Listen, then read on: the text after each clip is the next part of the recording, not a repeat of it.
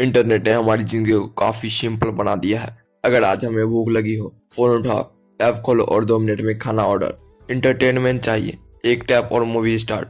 अगर मूवी बिल्कुल बकवास निकले तो सोशल मीडिया पे जाकर तुरंत अपना ओपिनियन दे दो पर 1 सेकेंड। अगर मैं तुमसे कहूँ कि जो इंटरनेट हम रोज यूज करते हैं वह पूरा इंटरनेट का सिर्फ एक छोटा सा हिस्सा है, और जो बड़ा हिस्सा है वो आम लोग को दिखाई ही नहीं देता। उस छुपे हुए इंटरनेट में लोग ऐसे चीज खरीद बेच रहे होते हैं जो नॉर्मल दुनिया में सोचा भी नहीं जाता।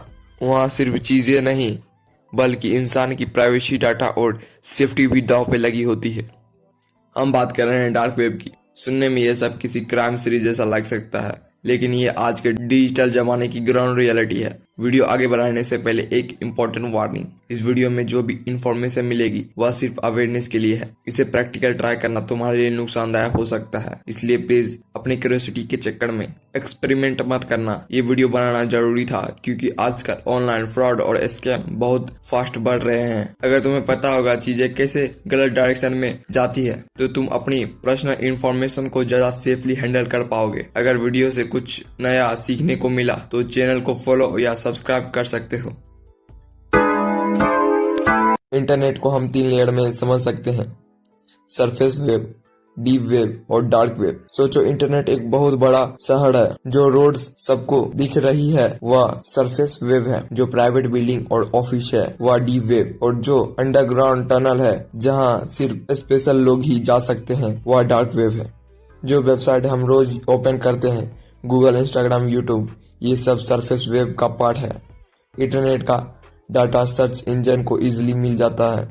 अगर तुम किसी के बारे में जनरल इंफॉर्मेशन सर्च करोगे तो नाम, फोटो या पब्लिक प्रोफाइल मिल सकती है, पर उसका बैंक बैलेंस, प्राइवेट चैट या पर्सनल डॉक्यूमेंट नहीं। सर्च इंजन को तुम एक सिक्योरिटी गाइड समझ लो। वह वही चीज दिखाता है जो सबके देखने के लिए अलाउ है। प्राइवेट चीज गेट के अंदर ही रहते हैं। यही प्राइवेट इंटरनेट का हिस्सा कहलाता है डीप वेब। तुम्हारा email, cloud storage, online banking, Instagram, DM, ये सब डीप वेब का पार्ट है। ये चीजें पासवर्ड के बिना कोई देख नहीं सकता। इसका मतलब डीप वेब कोई डेंजरस जगह नहीं है, बल्कि यह वही जगह है जो तुम्हारे प्राइवेसी को सेफ रखता है। पूरे इंटरनेट का लगभग 90% से ज्यादा डीप वेब ही होता है।